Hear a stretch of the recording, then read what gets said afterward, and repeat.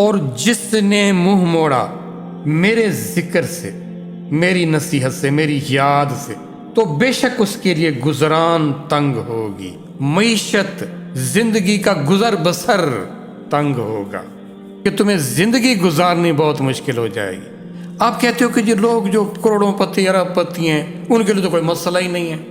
گزر بسر یہ نہیں ہے کہ اویلیبلٹی آف تھنگز، کموڈیٹیز، یہ اشیاء کا دستیاب ہونا، چیزیں دستیاب ہوں، پر وہ جو دستیابی ہے اس کو لانے تک کے لیے ان کو کن مسائل سے گزرنا پڑا، اور پھر وہ ان کے ذاتی استعمال میں بھی نہیں۔ بہت سارے لوگ ایسے ہیں جن کے پاس اربوں ہیں، پر وہ زندگی کے سارے جو آسودگی ہیں ان کو انجوائے نہیں کر سکتے۔ اس جگہ پہ ہے نا، اس کو پتہ ہے وہ کتنی مشکل کا شکار ہے، اس کے مسائل بھی اس سے بڑے لیول کے ہوتے ہیں، اور وہ جو گزران زندگی ہے نا، جو اطمینان ہے، سکون ہے، راحت ہے، وہ مطمئن ہوں اور وہ اربوں تک جا پہنچے، یہ نہیں ہو سکتا۔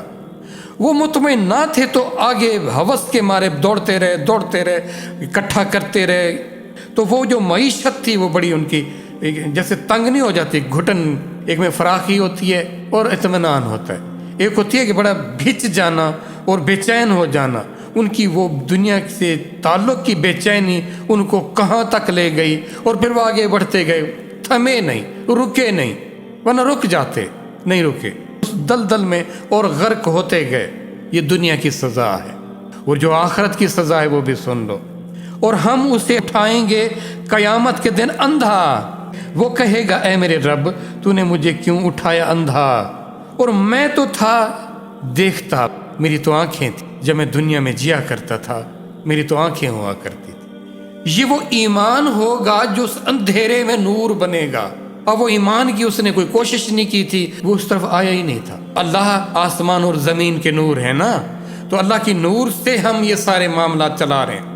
یہ جو اندر طاقت یا انرجی یا جو بھی ساری چیزیں ہیں، یہ صلاحیتیں ہیں، یہ جو آپ کا سافٹ ویئر ہے اندر سے، یہ سارے کا سارا جو میکنزم ہے یہ اللہ کی طرف سے عطا کیا ہوا ہے، یہ اللہ واپس لے لیں گے۔ اللہ نے کہا تھا یہاں تم آؤ، میری محبت، میرے تعلق میں آ جاؤ، میرے ذکر، میری یاد کی طرف آ جاؤ، یہ تمہارے اندر سٹور ہو جائے گی، یہ تمہارے اندر نور بنے گا، اور اس نور سے پھر تم اگلے جہان میں دیکھو گے۔ وہ نور تو رہا نہ۔ ہم اندھے کیوں ہوئے؟ ہم تو زمین میں بڑے دیکھنے والے تھے۔ جواب آئے گا، اگلی آیت دیکھیں، وہ فرمائے گا اسی طرح تیرے پاس آئی تھی ہماری آیات، اسے تم نے کیا کیا؟ بھلا دیا، جیسے آج ہم نے قرآن کے احکامات کو بھلا کے رکھا ہوا ہے، پتہ ہی نہیں ہے۔ اور اسی طرح آج ہم تجھے بھلا دیں گے۔ یہ کس کی سزا ہے؟ یہ اللہ کے ذکر سے منہ موڑنے کی۔ یہ اللہ کی ذات جس نے کائنات کو تخلیق کیا، مجھے آپ کو بنایا، اس کا حکم سن لو، اس کا فیصلہ سن لو۔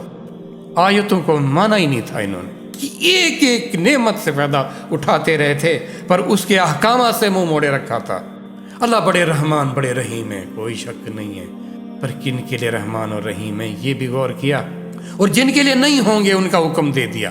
ہم من حیث الامت، ہم قرآن سے دور ہو گئے، ہم اس کی آیتوں سے دور ہو گئے، اور دیکھیں کیا حال ہے ہمارا، ہم کس وحشت کا شکار ہیں۔ پورا خاندان لگا ہوا ہے کمانے میں، مسئلہ حل نہیں ہو رہا، ہوگا بھی نہیں، یہ معیشت ٹھیک نہیں ہوگی، کبھی بھی ٹھیک نہیں ہوگی، اور اگلی سزا کے لیے پھر تیار رہیے، جس کا اللہ نے فیصلہ کر دیا ہوا ہے، فیصلہ ہو چکا۔ جو اللہ کا فیصلہ ہے وہ سنایا جاتا ہے، فیصلہ کر دیا اس ذات نے۔ ایمان لاؤ نہ لاؤ تمہاری مرضی، اس کے ذکر سے منہ موڑے رکھو پھر تمہاری اپنی مرضی ہے۔